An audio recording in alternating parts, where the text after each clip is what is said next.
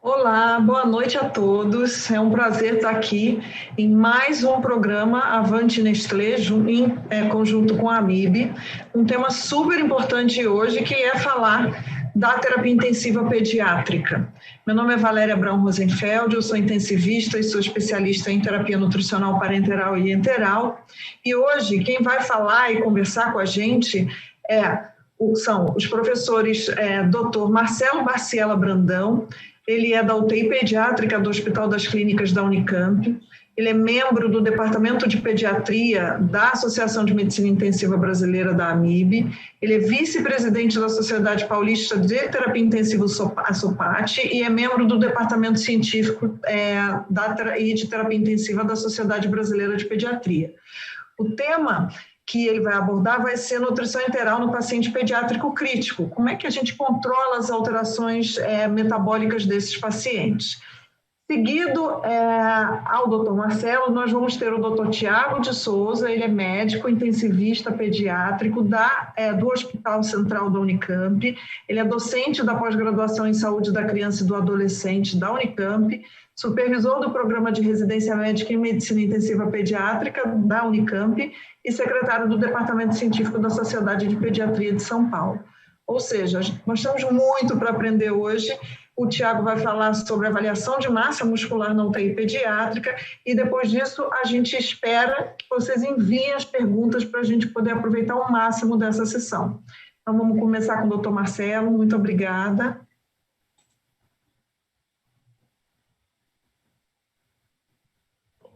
Vamos lá. Vou dividir aqui a tela.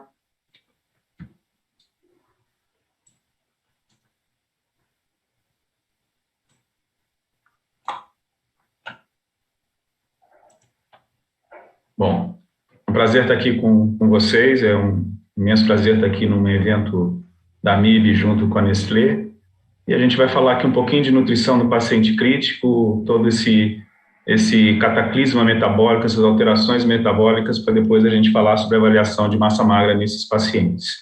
Tá? Eu não tenho nenhum conflito de interesse com o tema, né? Então, falando das alterações metabólicas no paciente gravemente enfermo, né, na criança, vamos falar um pouquinho dessas alterações metabólicas que a gente encontra, o que vai acontecer nesse paciente que a gente encontra geralmente lá na nossa UTI, né? Então, a característica da resposta metabólica aguda no paciente crítico, você vai ter esse paciente com catabolismo aumentado, uma liberação de quantidades aumentadas de glicose, aminoácidos, ácidos graxos, e ao mesmo tempo existe uma resposta hormonal imune para esse paciente, para esse estado que o paciente apresenta, né? E você vai ter três fases nesse processo, uma fase aguda, uma fase de estabilização e uma fase de recuperação que a gente vai abordar um pouquinho mais tarde nessa apresentação, né? Você vai ter, dentro dessas respostas, você vai ter um gasto de energia importante, vai ter alterações metabólicas mediadas por citocinas pró-inflamatórias, principalmente a interleucina 1B, a 6, a 12, interleucina 18, fator de necrose tumoral, interferon gama. E você vai ter alterações hormonais nesse processo crítico que o paciente se encontra, com liberação do GH, do TSH, fatores de crescimento da insulina-like, além de alterações de hormônios contrarregulatórios, contrarregulatórios, insulina nesse processo todo.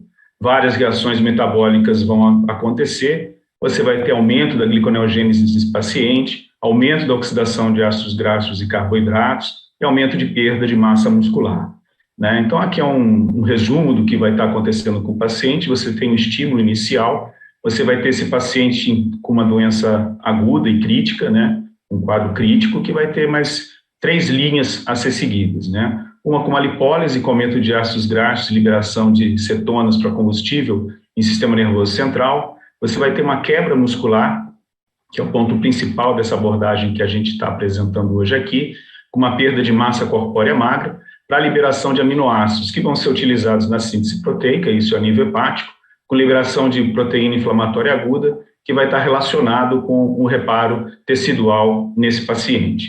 E uma outra via, que vai ser a gliconeogênese, com produção da ureia e aumento de glicose.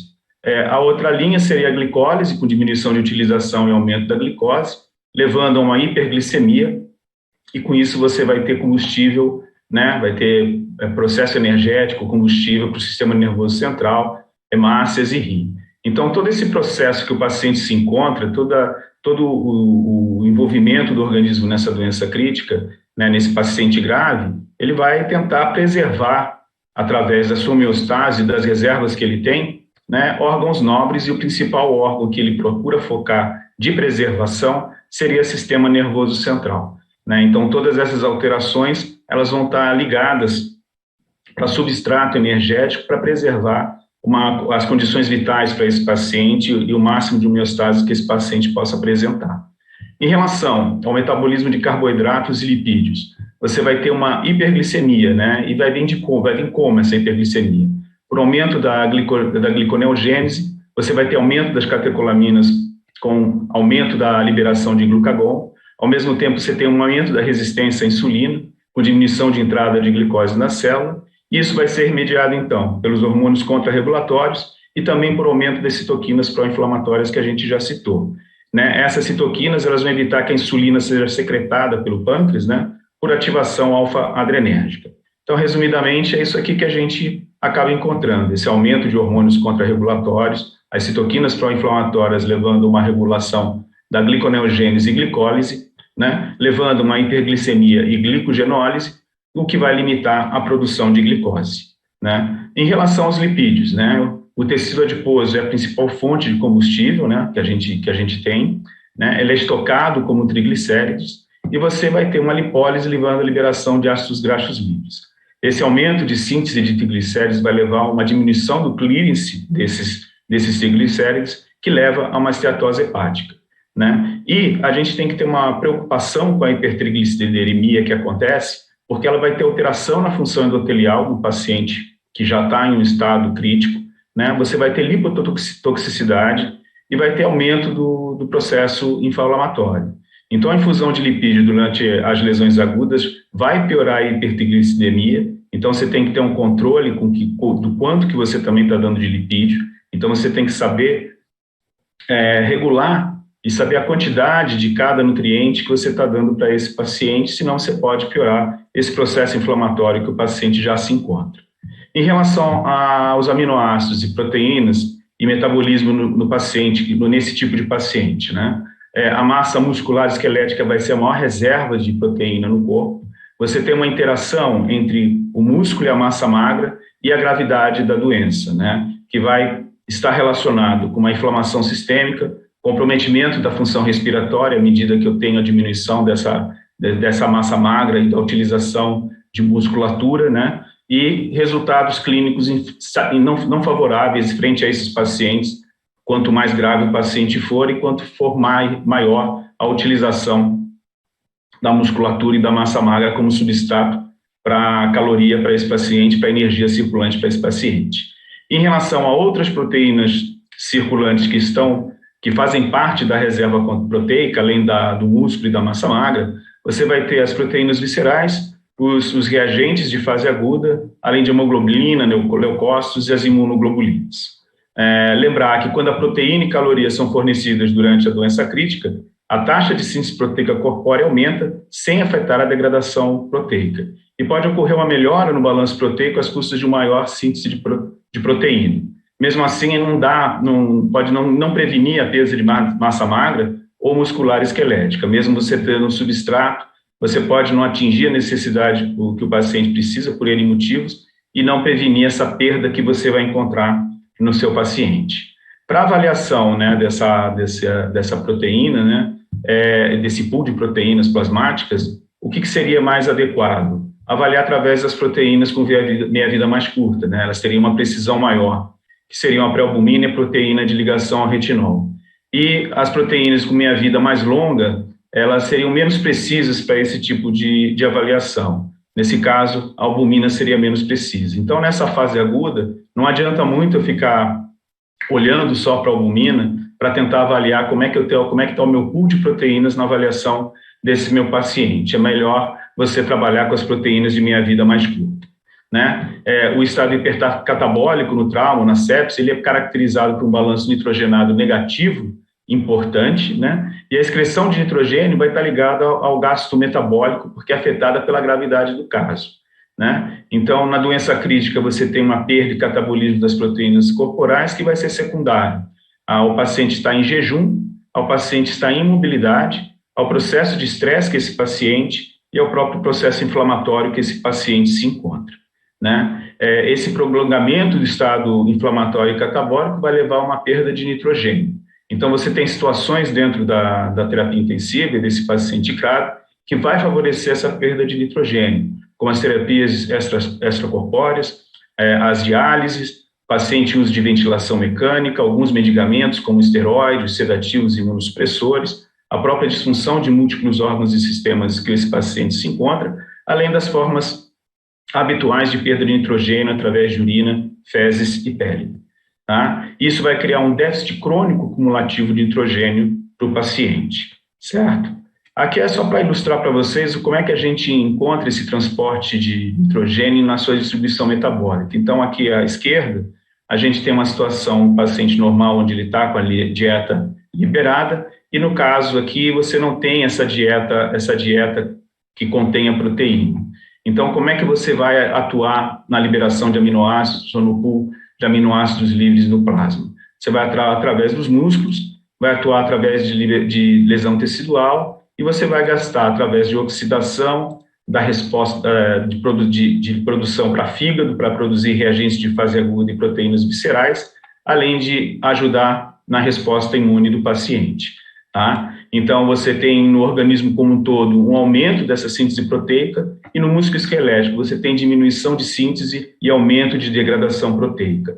Isso vai levar, portanto, como a gente viu, uma diminuição de captação de aminoácidos em tecido muscular, diminuição da utilização de aminoácidos em tecido muscular e vai liberar e transportar aminoácido nitrogênio para células imunes e tecidos viscerais, né?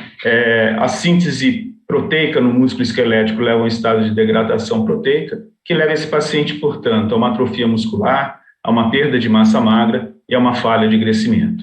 Então, a criança gravemente doente, ela vai ter um aumento nesse turnover proteico que o paciente apresenta devido a esse estado hipermetabólico que ele está, né? Existe um processo inato, portanto, uma autofagia, que vai ser ativado pelo processo inflamatório e tenta ser antagonizado pela presença de aminoácido intracelular. Ele tem que captar essa proteína, captar esse processo para ativar a energia e poder manter esse organismo funcionante, mais ou menos isso. O estiramento de fibra muscular, ela vai regular a síntese e degradação proteica do músculo esquelético. Então, se eu deixar esse paciente imóvel, que é o que a gente acaba encontrando na fase aguda desses pacientes críticos, você aumenta o processo catabólico e vai diminuir a síntese proteica, tendo a imobilidade um fator bastante importante nesse processo, né? Já o catabolismo proteico é a resistência anabólica. Então, a doença crítica ela pode induzir uma resposta catabólica, uma perda de massa magra, que pode não responder ao suporte de nutrientes exógenos, ao contrário da desnutrição. Tá? A gente não está falando de uma criança normal. E lembrar de uma criança no dia a dia de consultório, a gente está falando de um paciente com um gatilho crítico para ela, né? Que nem eu mostrei lá atrás, né? TCE, uma sepse, um quadro desse jeito, que vai demandar muita energia do paciente, né? E além a gente deve lembrar que esses pacientes eles já podem chegar dentro da nossa unidade, isso não é incomum na nossa realidade, já com quadro de desnutrição, o que vai aumentar ainda mais esse gasto energético do paciente. O papel da insulina para preservar a massa magra, ela vai ser crucial para a deposição de proteína no músculo esquelético, estimulam a síntese proteica, inibem a degradação proteica muscular e melhoram a homeostase energética no músculo esquelético, né? Os corticoides nesse processo, eles vão causar uma resistência à insulina, podem levar a uma hiperglicemia e liberação de glutamina do músculo com aumento da degradação proteica no músculo. E as catecolaminas, a adrenalina e noradrenalina, que vão estar sendo liberadas pelo próprio paciente e na evolução podem estar fazendo exogenamente o uso dessas catecolaminas, está associado com o processo catabólico, né? Então, tem um efeito anabólico no metabolismo proteico do músculo esquelético, a presença das catecolaminas. Em relação aos aminoácidos, eles são intrinsecamente anabólicos, estimulam um marcado aumento na síntese proteica muscular, independente da insulina. E dos aminoácidos, alanina, glutamina, glicina e ácido asparticos vão atuar como substrato gliconeogênico e transportam o nitrogênio do músculo esquelético periférico para o reservatório de aminoácidos circulantes, que é importante nesse processo todo. A glutamina é o principal constituinte da proteína muscular e ela transporta cerca de 1/3 de todo o nitrogênio do aminoácido e serve como um combustível para os enterócitos e na resposta imunicelular. Voltando às fases da resposta de estresse que a gente comentou no começo, né, são 3 fases, como eu falei, a fase aguda, a fase de estabilização e a fase de recuperação. A fase aguda é uma fase catabólica, é a primeira fase após o evento precipitador, e ela vai ser caracterizada por necessidade de suporte aos órgãos vitais de uma forma escalonada. São pacientes que vão para ventilação mecânica, droga vasoativa, são sedados e vão necessitar um trabalho de volume para esse paciente, de expansões para esse paciente. Já na fase de estabilização, é uma fase ainda que contém tem um papel catabólico, mas já tem uma parte anabólica, é a estabilização ou desmame de suporte dos órgãos vitais, né? Então, aquilo que eu comecei a oferecer, que eu tive que oferecer para o meu paciente, eu começo a retirar. Alguns aspectos da resposta ao estresse ainda não estão completamente resolvidos nessa fase. E a fase de recuperação anabólica teria uma mobilização clínica com normalização das alterações neuroendócrinas, imunológicas e metabólicas. Então, não adianta olhar o paciente como se fosse uma coisa só durante todo esse processo, né? Ele vai estar viajando, pode-se dizer assim, durante esse processo, desde a fase aguda até a fase de recuperação, né? Então, a cada fase dessa, as necessidades desse paciente vão ser diferentes e você tem que tentar individualizar em que momento está para você fazer uma oferta de energia, de proteína, né, de calorias para esse paciente, dar o substrato necessário para cada fase e que cada fase está exigindo, e você identificar aonde está esse paciente, ok? Para pensar em nutrir, portanto, né? Então, como a gente falou, a resposta metabólica ela é caracterizada por uma desregulação desse metabolismo energético. Então, é importante entender e identificar essas mudanças durante a fase aguda para implementar em tempo e de forma apropriada a intervenção para o suporte metabólico. E você deve evitar o underfeeding e o overfeeding.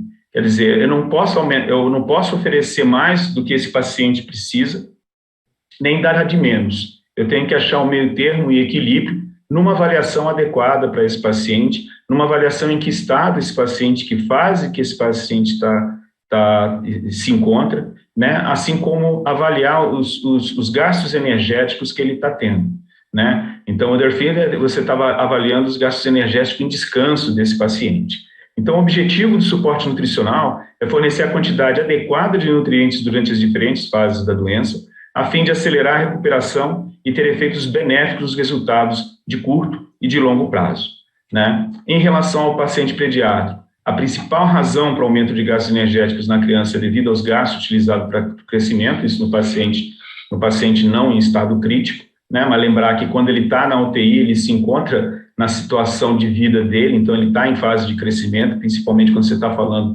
de crianças abaixo de 2 anos de idade, criança que ainda não completou, elas não estão completando o seu crescimento, então elas estão gastando energia para isso. Então, durante o período de estresse agudo, o crescimento somático é muito difícil de atingir ou pode não ocorrer, então ele dá uma parada nesse processo, né? As crianças com quadro crítico geralmente estão sedadas e algumas situações até em uso de relaxante muscular, então todos os gastos que ela estaria tendo, ela não tem adequadamente. Então, ela também está em estado de imobilidade, o que faz com que você também tenha perda de massa magra, tenha perda de proteína nesse paciente. Perdas insensíveis são significativamente diminuídas, principalmente se a gente levar em conta pacientes de ventilação mecânica.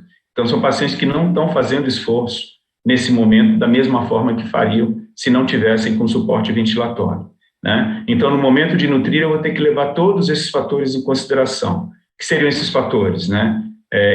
Idade do paciente, isso é uma coisa que a gente sempre leva em consideração quando a gente está falando em pediatria, em que fase esse paciente encontra nesse processo agudo, né? E que situações que eu tenho esse paciente. É um paciente que está entubado, é um paciente que está sedado, é um paciente que está em ventilação mecânica, é um paciente que está indo de drogas vasoativas, que medicações eles estão usando, né? E o que ele está gastando, o que isso vai interferir e repercutir para eu calcular, para eu presumir o quanto que esse paciente vai precisar para passar por esse processo, né?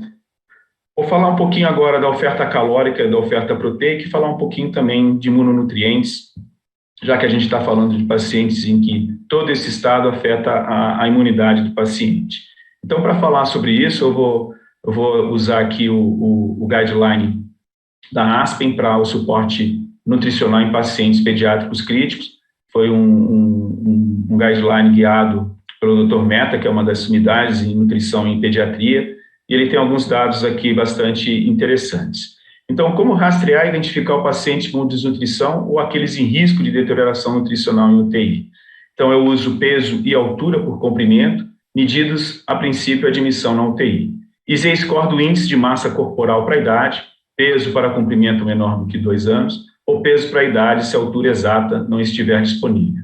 E nos menores de 36 meses, ainda uma recomendação para avaliação de perímetro cefálico desses pacientes quando chegam à UTI, principalmente no paciente lactente. A qualidade de evidência, a recomendação grade, elas variam muito, não temos tantos artigos como a gente tem em pediatria, elas geralmente são de uma qualidade de evidência fraca, baixa, né, mas são as evidências que a gente tem e é com isso que a gente procura se guiar quando está falando em nutrição no paciente crítico. Né? Qual seria a necessidade energética recomendada? Então, para orientar a prescrição da meta calórica por dia nesses pacientes, a recomendação que poderíamos chamar aqui de standard, padrão, golden, né, seria determinar as necessidades calóricas medindo o gasto energético através da calorimetria indireta. Mas não é um instrumento, um dispositivo disponível em qualquer serviço. Né? Raramente você vai ter a disponibilidade da calorimetria indireta para fazer esse cálculo. Então, na ausência dela, o que é recomendado pelo guideline? Uso de equações, a equação de Schofield, né, e equações de organizações internacionais atualizadas que existem na literatura. Então, por exemplo, a Organização Mundial de Saúde. Né, e chama atenção que não deve adicionar fatores de estresse para estimar o gasto energético a essas equações. E eles não recomendam o uso de usar no paciente crítico, né, fórmulas como a Harris-Benedict ou a cota diária recomendada, a RDA. São recomendações fracas, mas, como eu falei, são as recomendações que a gente tem. Né? E a meta metabólica, qual seria? Né? Pelo menos 2/3 da necessidade calórica diária, né, até o final da primeira semana na UTI. Então, a gente está falando nessas fases, desse paciente, principalmente na fase aguda.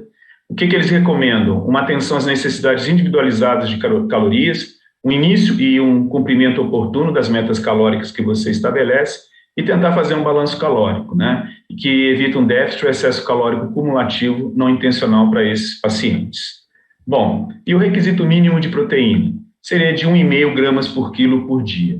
Né? Em lactentes em crianças menores em estado crítico, em estado grave, a ingestão ideal dessa quantidade proteica necessária para atingir o equilíbrio proteico positivo pode ser maior do que 1,5, né? Mas deve-se trabalhar com um mínimo essa oferta proteica para o paciente. Né? O balanço proteico negativo ele pode resultar em perda de massa muscular magra e isso está associado a piores evoluções dos pacientes. Né? Então, maior ingestão de proteína pode estar associada a uma mortalidade menor até 60 dias em crianças sob ventilação mecânica. E aqui a gente já encontra uma qualidade de evidência, uma recomendação boa, né? Moderada e forte. Então, isso aqui é um requisito que a gente deve tentar cumprir. Só para dar um exemplo, né, esse é o artigo aqui do Dr. Mehta, que fala sobre a mortalidade relacionada à proteína. É um estudo de uma coorte prospectiva, multicêntrica, foram 59 unidades de terapia intensiva, e o objetivo era examinar a associação entre a ingestão de proteína e a mortalidade em 60 dias. Foi uma população investigada de 1.245 pacientes, eram pacientes em terapia intensiva pediátrica, em ventilação mecânica mais de 48 horas, com uma média de idade de 1,7 anos. E eles encontraram uma diferença significativa para quem fez uso de proteína em relação à mortalidade, uma mortalidade menor, e também para aqueles que fizeram uma quantidade maior de proteínas comparado com uma quantidade menor. Então, o resultado que substancia a recomendação é que a ingestão adequada de proteínas foi associada a uma menor mortalidade e que esses resultados poderiam ser generalizáveis para crianças em ventilação mecânica e UTIs com mais de 8 leitos, né? Limitação é que se trata de um estudo observacional não intervencional. Então, mas é uma base boa, um trabalho bem robusto, né? Que dá uma importância em relação ao quanto de proteína e uma preocupação maior para esses pacientes. Né? Em relação à estratégia de oferta de proteica, prescrever proteína no início do curso da doença, né? Atingir os objetivos de oferta proteica e promover um balanço nitrogenado negativo, positivo.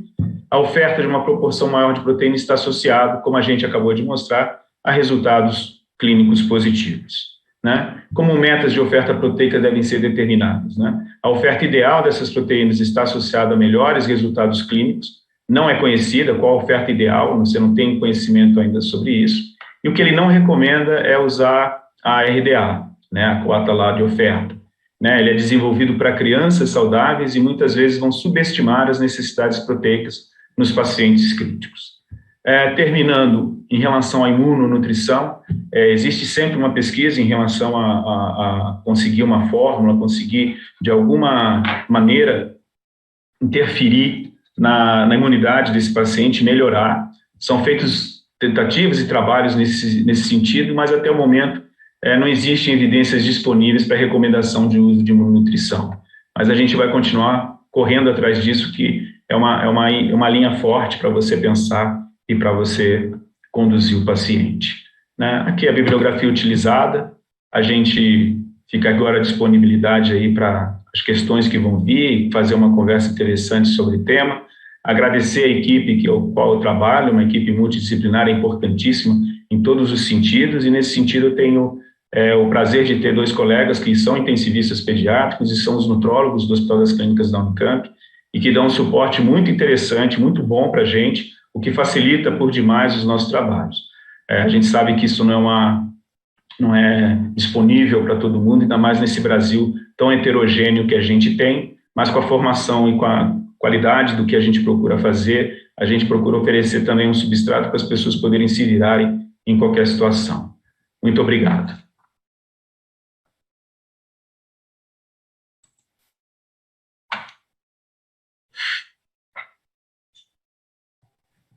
Excelente. Acho que a gente pode seguir com a aula do Dr. Tiago e depois a gente vê as perguntas no final.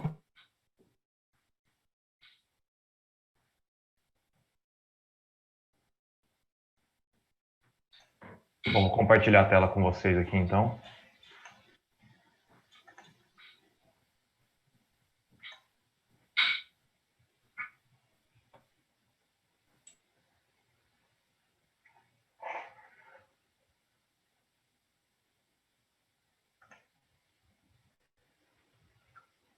Prontinho. Está ok a apresentação? Me dando um ok, eu começo aqui. Tá joia. Bom, então eu queria agradecer primeiramente o convite, né, para participar desse evento aí, a parceria da Avante com a AMIB. É um prazer, uma honra estar aqui falando sobre esse tema tão bacana com o Dr. Marcelo. Vou falar com vocês sobre alguns aspectos gerais e vou enfocar mais no meio para diante da aula sobre avaliação de massa muscular na UTI pediátrica. Acho que é importante a gente ter em mente que a nutrição é um processo de ingerir alimentos, né, e usá-los para crescimento, metabolismo e reparo. Isso aqui todo mundo sabe. Acho que o mais importante é a gente que faz terapia intensiva, que trabalha com paciente grave, ter a concepção de que nutrição na terapia intensiva é tratamento e deve ser encarado como tal. Então deve ser valorizado. Muitas vezes a gente, quando tem algum problema com alguma dose de medicamento, né, assim, teve alguma intercorrência, essa dose depois atrasa, mas é feita, ou há uma preocupação, há uma discussão, olha, não recebeu tal dose do antibiótico, mas muitas vezes essa preocupação com respeito à dieta não ocorre, né? Muitas vezes o paciente, por algum motivo, ou por vários motivos dentro da UTI, acaba não recebendo sua dieta adequadamente e não é dado a importância devida como deveria. A nutrição ela tem um papel importante não só com relação aos aspectos nutricionais do paciente grave, mas é importante ressaltar os benefícios também fora dos aspectos nutricionais, principalmente com relação à melhora, né, do estresse oxidativo. Então, a nutrição tem uma função aí de diminuição da resposta inflamatória sistêmica, ela faz uma modulação do seu sistema imunológico, principalmente porque o TGI aí é um dos maiores órgãos do sistema imunológico, né, decorrentes do tecido linfóide associado à mucosa. E na UTI pediátrica, ela é um problema? A gente que antes de fazer terapia intensiva pediátrica faz pediatria, a gente tem uma formação muito forte com relação à nutrição e essa importância, né, é algo que deve ser valorizada também dentro da UTI. a prevalência de desnutrição já na admissão em UTI pediátrica é muito grande. Aí é variável de acordo com os trabalhos, de acordo com o contexto socioeconômico da região onde foi realizado o estudo. Mas os valores são sempre em cifras altas, né? Variam aí de 18% a quase 50% dos pacientes que internam na UTI pediátrica apresentam desnutrição. Se eles não apresentam já na admissão, eles têm uma chance muito grande de apresentar durante, porque o estresse catabólico e aumento de demanda energética e proteica de criança é muito aumentado, como nós vamos ver daqui a pouco. Ela está relacionada com desfechos importantes na terapia intensiva pediátrica, como aumento do tempo de ventilação mecânica, aumento no tempo de internação e aumento de mortalidade.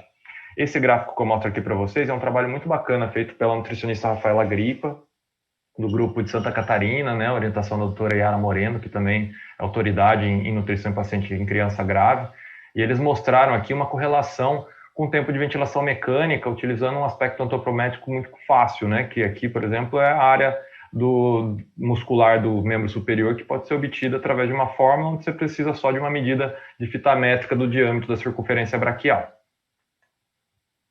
E a criança grave, é importante a gente ter a concepção, principalmente para os nutricionistas, né, que às vezes não tem, durante a sua graduação, uma ênfase, talvez, em pediatria, mas está atento, né, você que está trabalhando com terapia intensiva pediátrica, que a criança é diferente do adulto, né, a composição orgânica da criança com relação aos macronutrientes é diferente do adulto. Embora você vai ter uma porcentagem de carboidratos numa proporção muito semelhante nas diversas faixas etárias, a proporção de gordura e principalmente as reservas proteicas são marcadamente diferentes, né? Então, em neonatos você tem quase 3 vezes menos reservas proteicas do que um paciente adulto. E além disso, os requerimentos, né, em pacientes saudáveis, né, em pacientes graves talvez isso seja até mais exuberante, mas o gasto energético e o gasto proteico desses pacientes são até 3 vezes maior do que em pacientes adultos. Então, isso faz com que o paciente pediátrico seja um paciente de alto risco para distúrbios nutricionais dentro da terapia intensiva. E o que a ASPEN, o guideline que o Dr. Marcelo mostrou para a gente, recomenda com relação às crianças admitidas em UTI? A recomendação é que seja feita uma avaliação nutricional criteriosa, pelo menos dentro das primeiras 48 horas de todos os pacientes que forem admitidos. E essa avaliação ela tem que ser retomada pelo menos semanalmente. Infelizmente, isso não é uma rotina em todas as unidades, mas é importante que você faça essa avaliação inicial, principalmente para poder estratificar o risco dessa criança ter algum distúrbio nutricional durante a internação.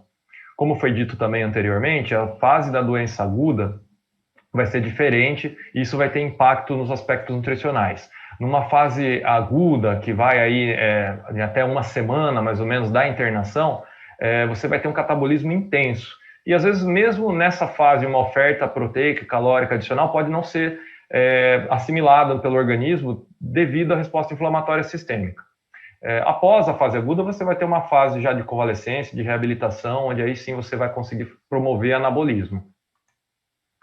A doença grave, como foi dito, ela tem impacto em todos os macronutrientes, todas as reservas do organismo. O que eu vou destacar para vocês é que, principalmente com relação à proteína, existe um catabolismo intenso da massa muscular com liberação de aminoácidos. Esses aminoácidos vão ser convertidos para proteínas inflamatórias. Então, por isso é algo que explica um pouco a dificuldade que a gente tem de fazer uma caracterização bioquímica do perfil nutricional do paciente durante a terapia intensiva. A resposta inflamatória sistêmica vai mudar completamente o perfil bioquímico desse paciente. Então, uma dosagem, por exemplo, de albumina pode não refletir adequadamente o estado nutricional, mas sim mais o estado inflamatório. Muitas das proteínas do organismo vão ser convertidas em proteínas inflamatórias, como interleucinas, citocinas, proteína C reativa. Isso vai acontecer também com os outros macronutrientes. Essa foto que eu trago para vocês ficou famosa durante a pandemia. Esse aqui é o enfermeiro norte-americano Mike. Ele era um atleta, né, saudável, e teve Covid, ficou, se eu não me engano, acho que 8 semanas internado e perdeu 50 quilos. Né? Ele divulgou essas fotos, fez várias entrevistas chamando a atenção para a debilitação que ele sofreu durante sua internação, principalmente com relação à perda de massa magra.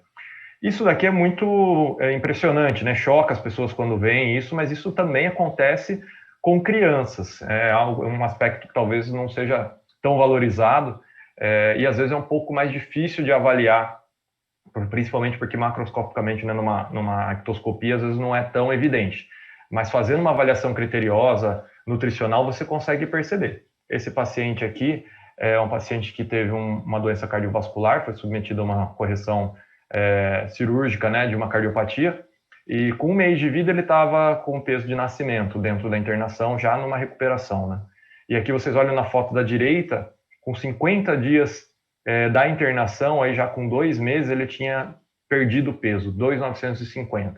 Então, é bem importante a gente fazer essa avaliação. A gente tem criança, principalmente, uma dificuldade muito grande com relação a edema, retenção de líquido, paciente grave edemacia, e às vezes é difícil a gente, com alguma antropometria básica, como por exemplo o peso, estabelecer somente com o peso, né, o estado nutricional. Então, quando que eu devo começar a alimentar a criança grave? E aí a resposta é assim que possível. Em trabalhos adultos, a gente sabe que a nutrição enteral precoce está relacionada com melhores desfechos de mortalidade e também de infecção, associada à redução de infecção. Em pediatria, a gente tem, como quase tudo, um nível de evidência bem menor, mas eu trouxe aqui para vocês alguns trabalhos bem interessantes que também ressaltam a importância da nutrição enteral precoce. Esse trabalho foi um estudo grande, multicêntrico, feito em 12 UTIs, foi um retrospectivo, mas envolvendo um N muito grande, né? Mais de 5.000 pacientes, isso tem que ser valorizado quando você avalia o trabalho. Ele definiu como nutrição enteral precoce você ofertar pelo menos 25% da meta calórica dentro dos primeiros 2 dias da admissão. Isso ocorreu em quase 30% dos pacientes. Então, isso é um dado que chama atenção, né? Um estudo grande, envolvendo 5.000 pacientes, você vê que 30% você dá pelo menos 25% de oferta calórica dentro de 48 horas. E esse grupo de pacientes teve associado com uma redução importante da mortalidade, um odds ratio de meio, né, com intervalo de confiança 0,3-0,7. Então, dados importantes que chamam atenção aí, talvez, para o benefício da nutrição enteral precoce. Esse outro trabalho publicado ano passado na Pediatric Critical Care Medicine, ele avaliou, ele é um estudo pós-hoc, né, uma reavaliação de um outro estudo que foi um randomizado, e ele avaliou o aporte calórico e proteico das crianças com relação a desfechos importantes. O que ele viu é que dentro dos primeiros 8 dias do estudo, foi semelhante ao aporte energético recebido pelos 2 grupos, tanto os pacientes com nutrição enteral precoce ou não precoce, né, que foi em torno também valores baixos, né, 36 quilocalorias por quilo dia. E o aporte proteico adequado, um aporte proteico acima de 60%, né, acima de 2/3 da meta. Então, assim, não foi a meta, foi acima de 2/3 do estabelecido da meta, foi obtido aí em 59%, 69% dos grupos. Então, também observando que é difícil, né, você atingir meta calórica e proteica dentro da UTI pediátrica. Bom, de qualquer forma, o que ele observou com relação ao tempo de instituição da dieta? No grupo que recebeu dieta precoce, houve também foi associada uma redução de mortalidade importante, um odds ratio de 0,4, e também outros desfechos importantes, como dias livres, né, de UTI, dias livres de ventilação mecânica e score de disfunção orgânica. Então, aqui desfechos clínicos bem importantes associados com a instituição de dieta precocemente.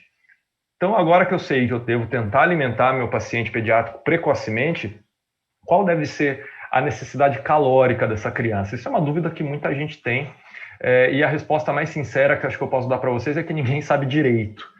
Alguns trabalhos pediátricos tentaram avaliar, mas as respostas são realmente difíceis. O Dr. Marcelo comentou com vocês sobre a calorimetria indireta, né, que é um método interessante e considerado um padrão ouro aí para você estabelecer o gasto energético.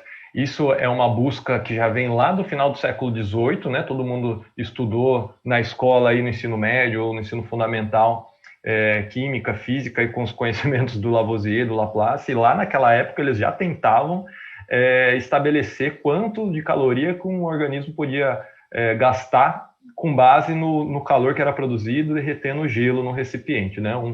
Um experimento bem interessante, ele falava que a respiração é apenas nada mais né, do que uma combustão lenta de carbono e hidrogênio, que se assemelha a uma lâmpada de vela acesa, né? Então, desse ponto de vista, os animais são nada mais do que corpos combustíveis que se queimam e se consomem. Então, o que a gente faz no dia a dia quando a gente está respirando? A criança grávida também faz, para produzir energia, está aqui ATP, a gente faz oxidação de compostos orgânicos, liberando CO2, água e calor. Se eu conseguisse determinar como o Laplace tentou fazer com o ratinho, né? Se a gente fizesse isso com as nossas crianças, a gente estaria fazendo calorimetria direta. Isso é inviável. O que a gente faz, então, é a calorimetria indireta, fazendo análise do consumo de oxigênio e produção de gás carbônico. Uma tecnologia muito interessante, mas pouco disponível, né? Então, você poderia fazer isso por meio de ventilação mecânica invasiva, mas também existem alguns dispositivos não invasivos, onde você poderia fazer aqui através de um capuz, né? Como se fosse um capacete. Aqui algumas imagens em pediatria. Eu não tenho, infelizmente, disponível essa tecnologia na Beira-Leitos, como é a situação da maioria das terapias intensivas pediátricas no país. Então, determinar precisamente por calorimetria pode não ser algo viável.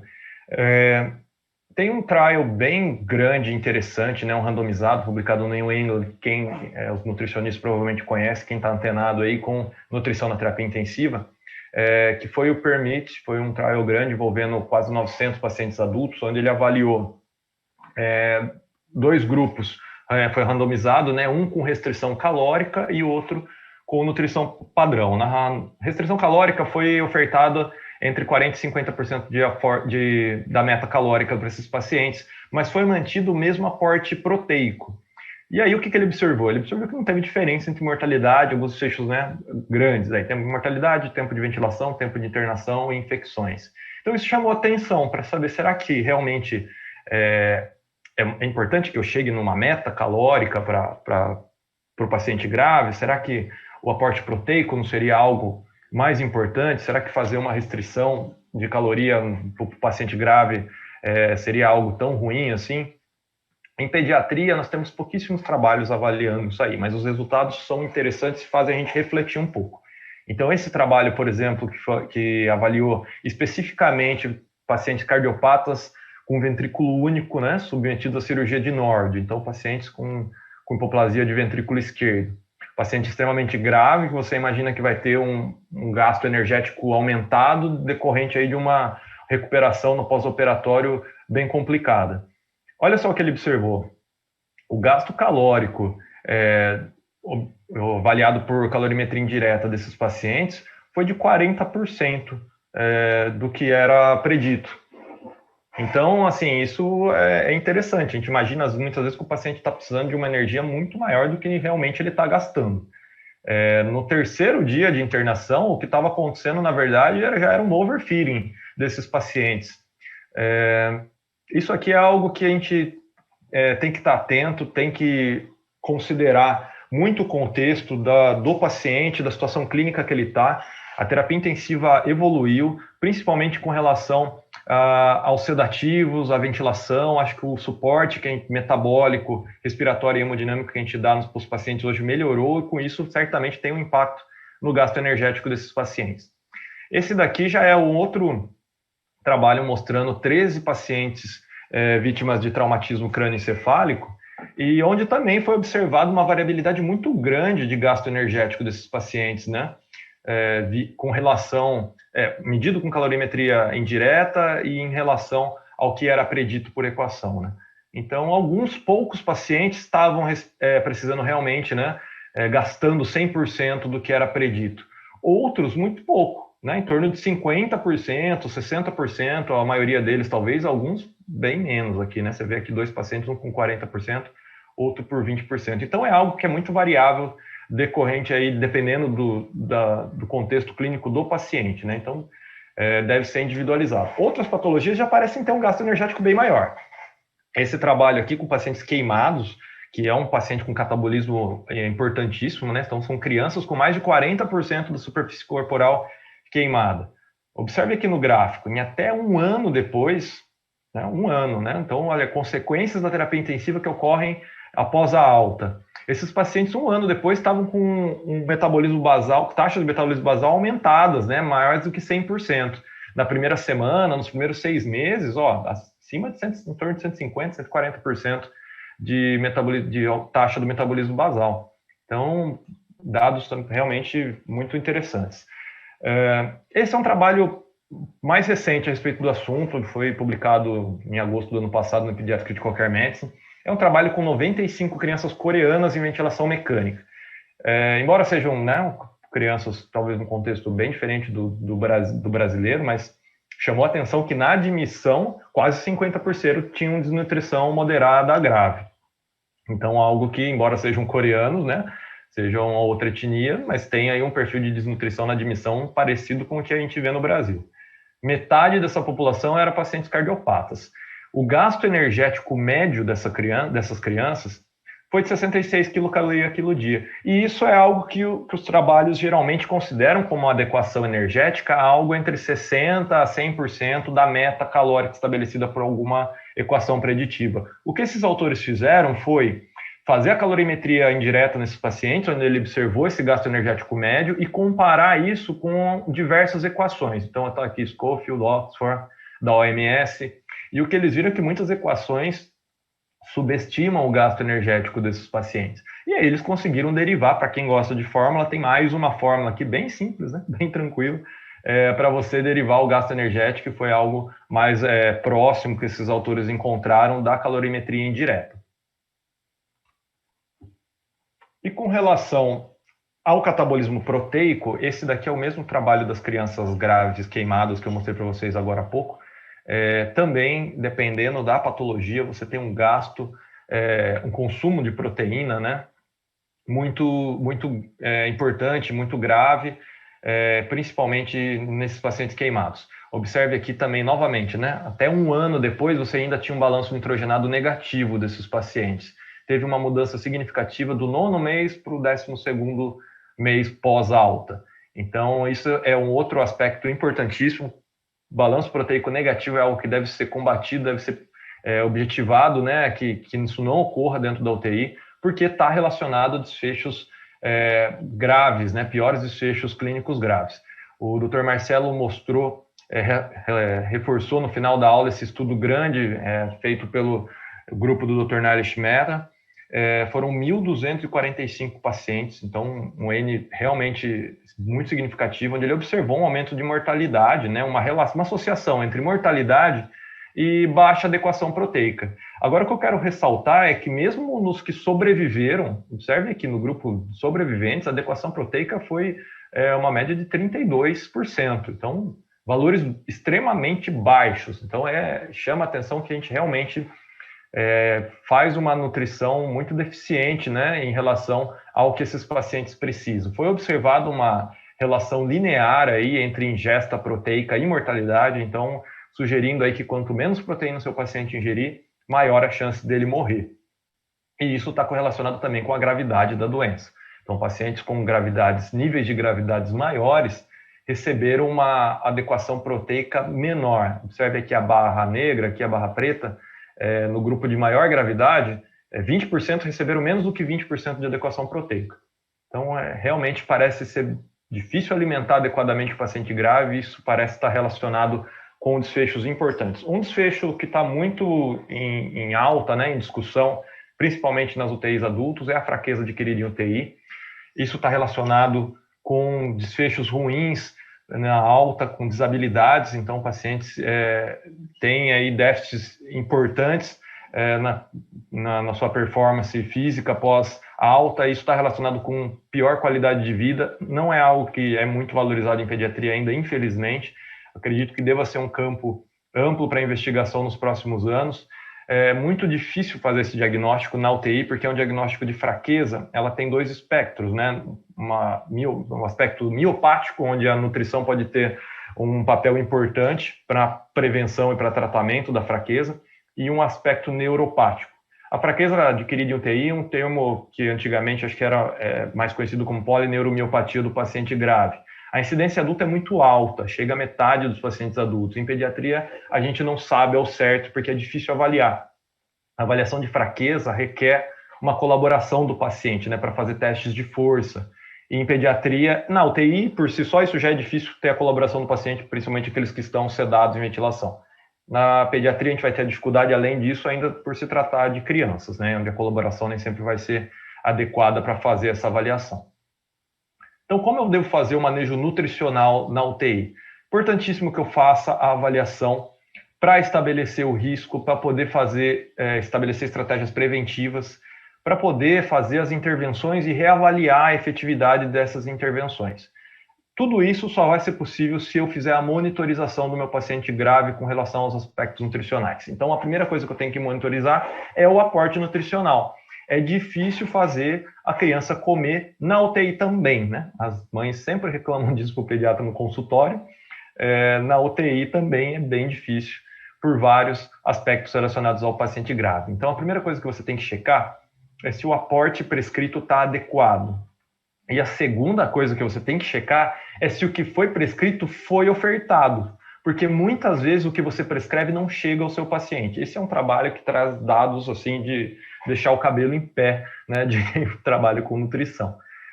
Isso é trabalho feito numa UTI pediátrica cirúrgica, onde foi observado que no 7º dia, em torno de uma semana de internação, menos de 15%, né, do aporte proteico e calórico prescrito foi efetivamente recebido pelos pacientes.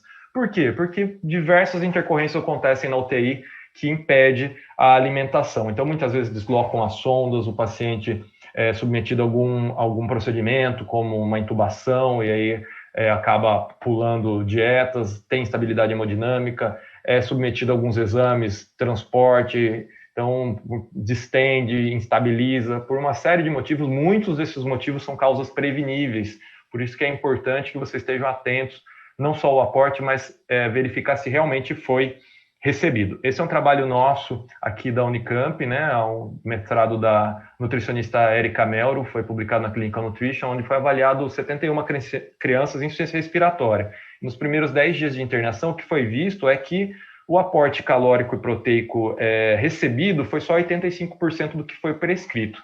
Eu confesso que eu até achei esse valor razoável. Minha impressão clínica era que isso fosse menos, como relatado em outros trabalhos também. Então, é importante que você tente observar na sua unidade onde você trabalha o quanto quanto que está sendo prescrito está sendo recebido, porque isso talvez faça com que valha a pena você realmente prescrever um volume maior, já antevendo que não vão ser recebido o volume adequado. Esse estudo é um randomizado, também do grupo da doutora Yara, aqui de Santa Catarina, onde ela faz uma avaliação de um tema que eu acho que vai ser muito forte nos próximos anos, tema de congresso, certamente novos estudos devem aparecer.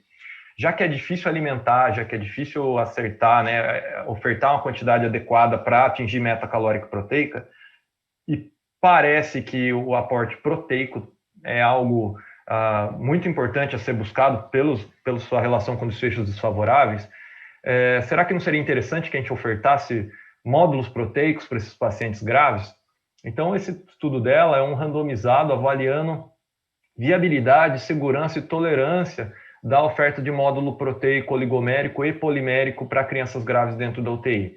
É um estudo piloto, né? Um estudo ainda que vai servir certamente de base para estudos maiores avaliando o tema. Foram 22 pacientes randomizados e os resultados foram muito interessantes, porque realmente todos eles, a grande maioria, tolerou, né? Não teve intercorrências, não teve diferença aí de interrupção, distensão abdominal, diarreia entre os grupos, né? Entre o grupo controle e os grupos que receberam o módulo proteico. E esses, naturalmente, os grupos que receberam o módulo proteico conseguiram atingir uma maior adequação proteica. Então, trago para vocês aqui, eu chamo a atenção de um tema que deve ser alvo de discussão calorosa aí nos próximos anos nos eventos científicos. Então, monitorize, né, já que você monitorizou agora a prescrição, a oferta, o que você está ofertando para o seu paciente, monitorize o estado nutricional. E aí vem um desafio importante dentro da UTI quando você se depara com esse paciente dentro da terapia intensiva, né? Às vezes é difícil até chegar perto da criança. Como é que eu vou fazer uma avaliação nutricional desse paciente grave? O peso é algo que frequentemente é utilizado, e aí eu já chamo a atenção para vocês que talvez não seja o melhor parâmetro. É um parâmetro que deve ser utilizado, mas desconfie, porque o paciente grave muitas vezes está com peso excessivamente alto por retenção lítica, por sobrecarga hídrica, ou baixo até, quando ele chega chocado, chega com um choque hipovolêmico, por exemplo, bem desidratado, ele pode estar com uma perda de peso importante.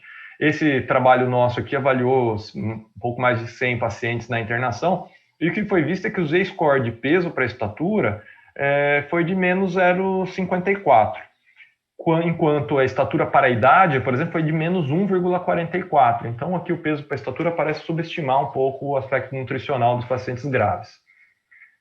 Um instrumento aí que pode ser muito interessante e que pode resolver a questão da sobrecarga hídrica, né, desse edema, principalmente em tecido que se acumula em tecido subcutâneo, um terceiro espaço, é a ultrassonografia point of care, ultrassonografia realizada na beira do leito, né, pelo médico intensivista e também por outros profissionais de saúde hoje em dia, que te permite fazer uma medida aí objetiva de massa magra. Ainda é um tema em estudo, né, não está delimitado uma técnica padrão para ser realizado.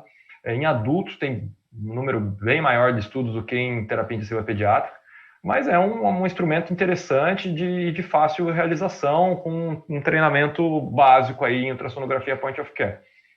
Aqui eu estou mostrando para vocês um transdutor linear sendo colocado no membro inferior do paciente, onde eu consigo fazer a avaliação do músculo quadríceps femoral, que seria um músculo de maior facilidade de avaliação.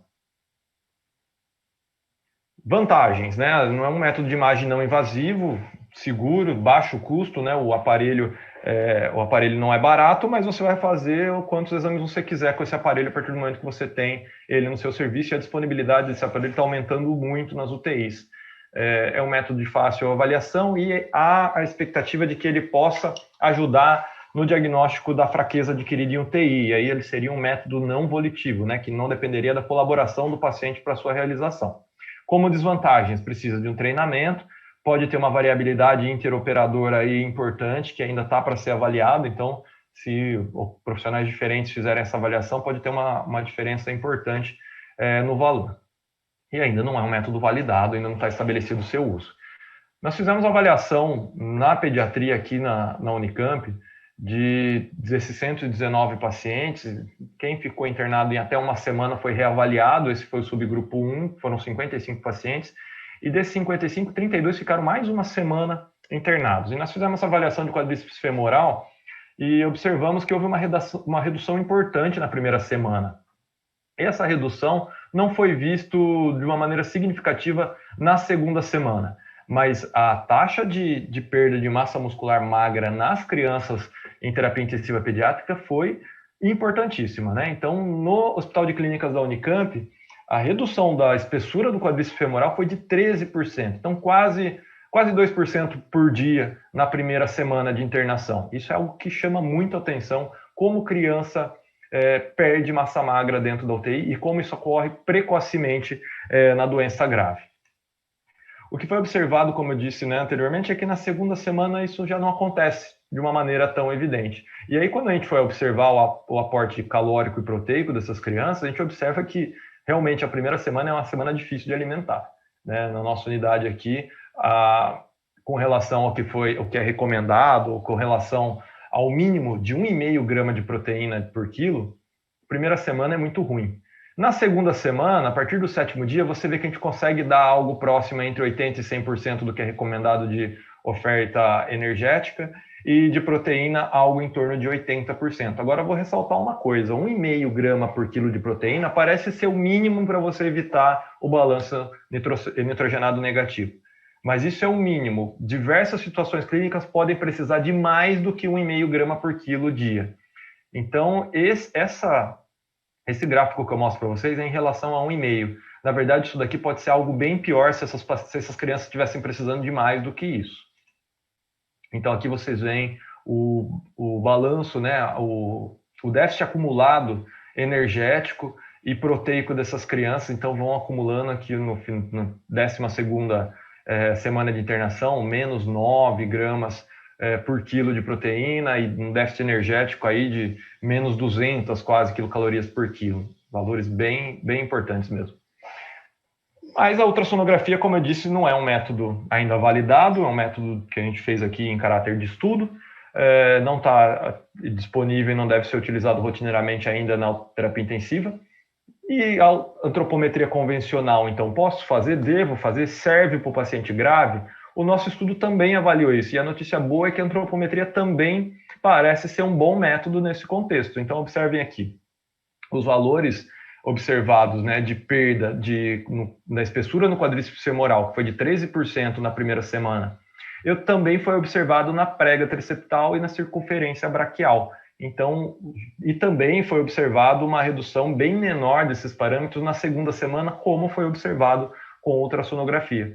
Então, faça antropometria na sua avaliação. É um método interessante, é um método que também consegue diagnosticar a perda de massa magra dentro da UTI. Esse trabalho nosso foi apresentado no passado no CBMI, que é o maior congresso de terapia intensiva da América Latina, e recebeu o prêmio da Nestlé na categoria de nutrição e metabolismo. A publicação dele foi feita agora esse ano na Clinical Nutrition, então recomendo para vocês aí que leiam o nosso artigo, porque ficou muito bacana. É um artigo que foi mestrado da doutora Ruane Figueiredo, com orientação do doutor Negrão e minha orientação também. Tá? Então, um trabalho muito bacana, publicado numa revista bem legal. O nosso outro trabalho que eu comentei para vocês, que foi publicado na Clinical Nutrition Aspen, ela avaliou nas crianças só em ventilação mecânica nos primeiros 10 dias, e ela observou que a adequação energética ficou aí em 74%, que é considerado até razoável, mas a adequação proteica foi de 50%. Então, realmente, pós esse estudo, nós estamos olhando muito mais atentamente para o paciente grave, tentando ofertar melhor caloria e principalmente proteína. Interessante que foi observado que quase 40% dos nossos pacientes eram subalimentados, 40% adequadamente, mas 22% eram superalimentados. Então, o overfeeding também é um problema dentro da UTI que deve ser estudado e visto aí suas consequências aí em próximos trabalhos. Somente 7% dos pacientes receberam o aporte proteico adequado, né? Número realmente muito baixo. E aí é a importância da equipe multiprofissional. Acho que depois de tudo que eu falei aqui, vocês viram como isso é complexo, como isso demanda energia e demanda tempo. É difícil você chegar na beira-leito, examinar o paciente, checar a prescrição, checar o que foi recebido, né, o que está prescrito, o que foi recebido, fazer uma avaliação nutricional, discutir o caso com o médico, tentar estabelecer um plano. Você vai perder certamente algo entre 30 minutos a 1 hora, talvez, por um paciente mais complexo. Isso para um paciente, uma UTI grande, com 10, 15, 20 leitos, você vai demorar certamente 12 horas fazendo só isso. Então, o médico ou intensivista pediatra não dá conta sozinho de fazer isso. Não vai conseguir. Se ele se arriscar a tentar fazer isso, se você trabalha numa UTI onde você acha que não tem a necessidade de um nutrólogo, de um nutricionista, de algum profissional que esteja preocupado, né, especificamente com esse aspecto, você não vai conseguir prestar uma assistência adequada. E está descrito já na literatura a importância do time de suporte nutricional, as equipes multidisciplinares de terapia nutricional, né, as EMTNs, e o impacto positivo que a atuação dessas equipes tem, com relação não só à melhor adequação calórica e proteica, mas também com associação de desfechos importantes, né? Tem um trabalho aqui brasileiro aqui do doutor, orientado pelo Dr. Werther, mostrando uma redução de mortalidade após a implementação do time de suporte nutricional. Então, é importante que o nutricionista esteja dentro da UTI, não que ele só passe rapidamente e discuta muito brevemente, mas que ele fique do lado do paciente, que ele examine o paciente, que ele discuta e que seja estabelecido numa discussão multiprofissional metas, né, riscos, estratificação de riscos, metas e reavaliações. Então, só finalizando, né, as considerações finais, a criança grave tem um altíssimo risco nutricional, né? Arrisco dizer que maior do que o paciente adulto, decorrente aí de sua alta taxa metabólica e as baixas reservas que ela tem de nutrientes.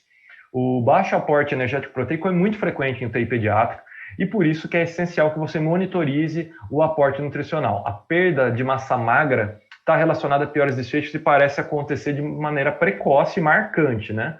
Com valores significativos. Eu citei para vocês aqui musculatura de quadríceps femoral, mas um outro músculo muito importante na UTI pediátrica é o diafragma, por exemplo. Então, para você tirar uma paciente de ventilação mecânica, é importantíssimo que caixa torácica, diafragma esteja funcionando muito bem.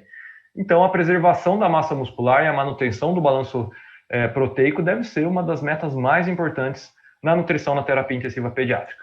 Então, queria só terminar agradecendo toda a equipe da UTI pediátrica do HC Unicamp, também em especial a equipe multidisciplinar de terapia nutricional. muito obrigado, fico à disposição de vocês aí, caso tenha perguntas.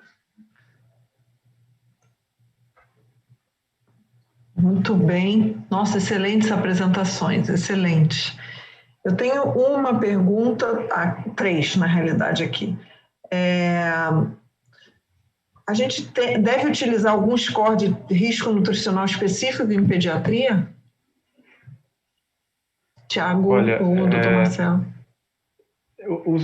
Adulto usa muito, né, score de risco, né? Acho que o Nutri, que é um score que está bastante em alta nas discussões.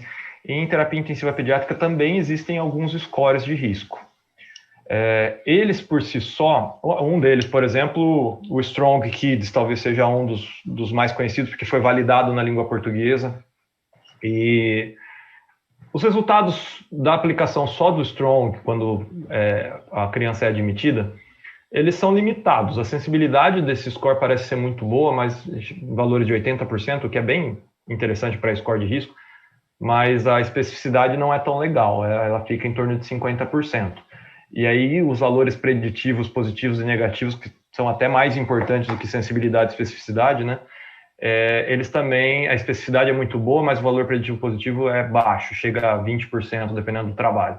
Então você faz um score de risco, ele mostra que tem risco, não necessariamente aquilo vai se traduzir num pior desfecho do paciente. O que foi observado é que você utilizar score de risco junto com a avaliação antropométrica, porque uma coisa é você tentar estabelecer risco, outra coisa é você fazer a avaliação do estado nutricional. Às vezes as pessoas tratam isso como coisas semelhantes, similares, mas não são, né?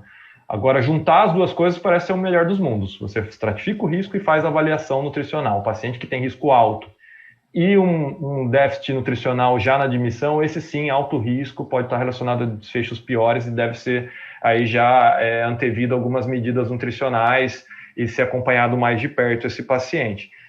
Aí, aplicar só o score não vai resolver, porque é fácil aplicar o score, né? Não precisa muitas vezes do nutricionista na beira-leito. O médico pode só chegar a fazer o score, mas realmente não faz avaliação antropométrica. E isso aí eu acho que não é adequado e não vai resolver o problema da nutrição dentro da UTI. Valério, eu acho que só complementando um pouquinho o que o Thiago falou, é uma complementação de dados, né? Acho que score sozinho é isso que o Thiago falou. Agora, sistematizar na sua unidade aquilo que você vai fazer. Avaliar nutricionalmente a chegada desse paciente no sentido de massa muscular, peso antropométrico, dados antropométricos desse paciente, entender o que o paciente tem quando está chegando, né? É um paciente previamente rígido que está chegando, é um cardiopata, um nefropata, né? Isso o score tenta englobar, mas vocês têm que olhar antes, na hora que o paciente está chegando, para você estar entendendo o que ele está perdendo. Né? O paciente assim, na nossa realidade, então, dentro do hospital terciário, pacientes crônicos, né? São vários pacientes crônicos que a gente tem que interferem nessa avaliação do paciente e no quanto que as medidas iniciais que você vai tomar vai interferir nesse paciente, né? Então, esse global do paciente, essa análise do paciente, eu acho que é o que tem que levar em conta mesmo. Maravilha. Tem uma outra pergunta aqui bem interessante, sobre estudos que falem sobre déficits de proteína e caloria ao longo do tempo. O próprio Tiago mostrou o estudo do grupo de vocês, mas existem estudos que façam essa correlação, déficits calóricos proteicos acima de um valor, eles se correlacionam com algum tipo de morbidade, mortalidade, mais tempo de ventilação mecânica, mortalidade, enfim, maior incidência de PICS ou qualquer coisa do gênero? Ou de fraqueza adquirida na UTI?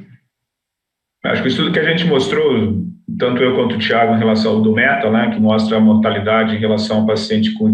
Esse é o clássico.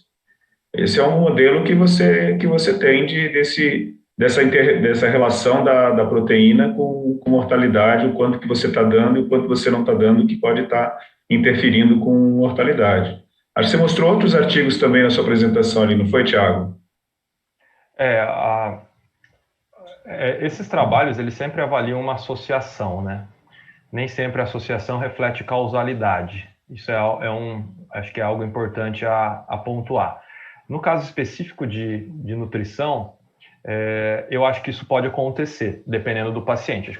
Existem pacientes gravíssimos que você pode tentar alimentar, pode ofertar, e ele não vai assimilar, porque o catabolismo e a resposta inflamatória vai estar super aumentada. Então, talvez mesmo fazendo adequação calórica e proteica, você não consiga um desfecho mais favorável nesses pacientes, porque é muito natural. Quando você olha esse estudo do método, você fala assim, olha, pacientes graves não morreram, óbvio, são graves, morrem mais, e não foram alimentados adequadamente, também porque é mais difícil alimentar esses pacientes. Agora, quando você pega um paciente que não está grave e você não se atenta com o aporte calórico proteico, não sistematiza, não tem um protocolo de dieta, de progressão de dieta, de forma que você aí priva seu paciente que não está tão grave de uma oferta calórica proteica adequada, acho que aí sim você começa a causar desfechos desfavoráveis no seu paciente. Então, acredito que exista causalidade nesse tipo de situação. 1,5 grama por quilo de proteína é o mínimo, né? Que é o que é recomendado pela Aspen, é o que é recomendado pela Espen para criança. Esse é o mínimo, pode não ser suficiente ainda para algumas determinadas patologias. Abaixo disso, certamente ele vai fazer balanço nitrogenado negativo e está relacionado com mortalidade, está relacionado com desfechos piores. No nosso estudo a gente viu especificamente redução de massa magra, né? Isso teve correlação com aporte proteico nos nossos pacientes. Com relação à energia, alguns trabalhos em pediatria também mostram, mas parece não ser a maior dificuldade no paciente grave, porque o gasto energético deles parece ser menor do que as pessoas costumam imaginar. A gente imagina que assim, ó, o paciente está grave, preciso dar 100%, talvez ele precise de mais, né? Ele está com metabolismo aumentado, precisa dar mais do que 100% do que ele está gastando, porque ele está gastando muito para se recuperar. E, na verdade, o metabolismo dele muitas vezes está reduzido por conta da sedação, por conta do suporte metabólico hemodinâmico que você está dando. Então, dentro da concentração calórica e proteica que as dietas têm, é mais difícil você alcançar uma adequação proteica do que energética, muitas vezes. Eu acho que isso vai combinar exatamente com a próxima pergunta. Ao escolher a dieta integral, quais os aspectos que vocês consideram mais importantes? A osmolaridade da dieta, o tipo da proteína, e aí a quantidade de proteína, a gente...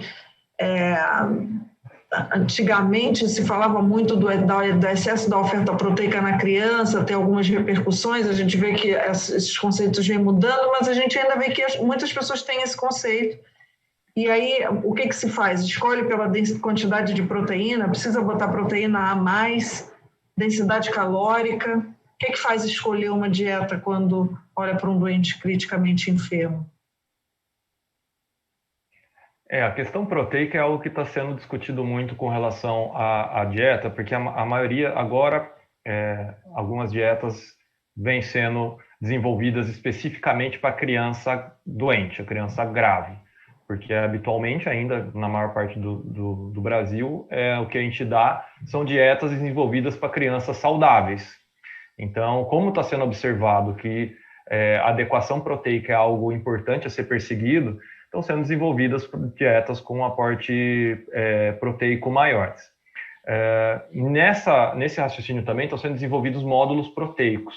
E aí, por isso que eu quis destacar o estudo da doutora Yara Moreno, de Santa Catarina, que avaliou a segurança da utilização de módulo proteico, né, a base de proteína do soro de leite de vaca, que foi seguro, um N pequeno ainda, 22, um estudo piloto. Certamente ela deve estar desenvolvendo mais estudos, né, nesse tema, e outros pesquisadores no mundo certamente também estão, porque eu acredito que o uso do módulo proteico deve ser algo que vai chegar. Nós na Unicamp estamos utilizando aí, depois dos nossos resultados desse estudo, a gente começou a fazer uso em determinados pacientes onde a gente tem principalmente o problema da restrição hídrica, né? Então, paciente cardiopata ou nefropata, que eu não consigo dar a quantidade de líquido adequada para realizar a adequação calórico-proteica, a utilização de módulo proteico pode ser interessante.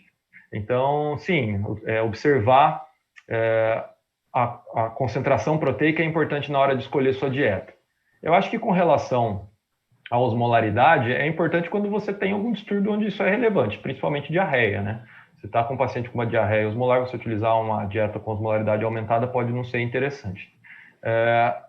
A oferta calórica, dietas com concentrações calóricas, o que muitas vezes são manipuladas de uma maneira mais concentrada, pode ser interessante nos pacientes que você não consegue ofertar a quantidade de líquido adequada. Mas realmente, caloria não parece ser um problema mais importante a se alcançar, né? Um problema mais difícil de se resolver.